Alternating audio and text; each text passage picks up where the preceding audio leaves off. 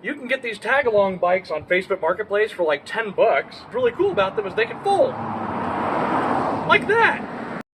Now the big perk about these being cheap is that, well, they're cheap and they're really plentiful. The only problem is you need a whole other bicycle to use it. But we're going to change that real quick. It's going to take like 45 minutes. We're just going to cut it right here, weld on a head tube, and with that we should have a folding 20-inch bicycle of sorts. I did have Google Gemini make me what this is supposed to kind of look like. And here it is. So we'll see if we can copy that pretty good. We've got our donor bike. I have some 24-inch mountain bike forks at home that might be just a hair longer than these 26 rigid forks. We're just going to cut it off right here at the top tube and down tube and pretty much scab it onto there and see what we've got. This is a great idea, I'm sure of it. Alright, so a couple of cuts in. We've got our forks. I'm leaving the forks here for now because I can lay them on the concrete and hopefully assume that these forks will be straight up and down. But I'm going to go ahead and just grind probably these two things off. I'm going to see if they'll fit, hopefully inside the other tubes.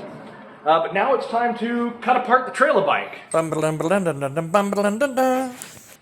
Alright, I'd say we're probably 5 minutes in. We cut off what we don't need. We cut off what we needed. Now I'm going to see if I can match the two together. Alright guys, so what I'm doing here is I'm just grinding off where the down tube was and where the top tube was. And then we're going to go ahead and just notch our little trailer bike thing and get this stuck together with some MIG.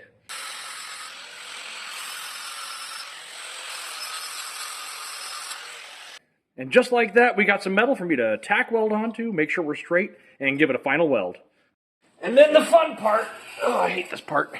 I'm going to go ahead and just take the grinder and just put a big notch on this, you know, a big fish mouth, and we should be ready to weld some stuff onto here. Do I really have to? Oh, if you want to get paid, yeah. Okay. Bum-ba-dum.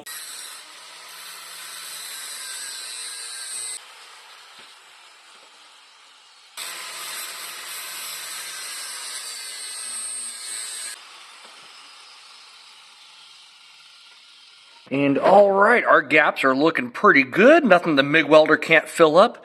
And I just got to grind this off once we're done. But I'm going to go ahead and get that welded on there. Oh,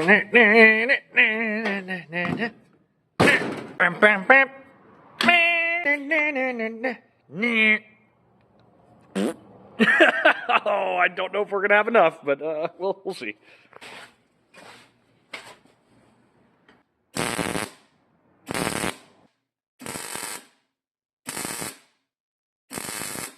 Alright, and just like that, we have a one-sicle that is now a bicycle. And luckily, the other week, I got this 20-inch aluminum wheel that just about matches the wheel on the back of that thing. And it's a quick release, which is exactly what I need. So hopefully this tire is going to hold air. If not, I got a spare over here. Now it's just time for some paint, slap it all together, and go for a ride. But that's going to come out in a couple of days. I'm having some trouble getting the stem out. I've been beating on it for like the past hour. The sun's going down, but here's the generic shape. I think it turned out pretty cool. To fold it, this is going to do that. I don't even know if the quick release is going to be needed or not.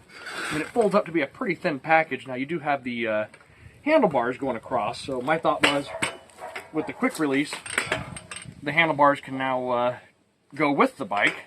But I thought that was pretty cool. You know, these things, like I said, you could find them for really, really cheap. I got this one for 10 bucks. And I'm probably, besides the beating and hammering of this, I'm maybe 45, maybe an hour into it.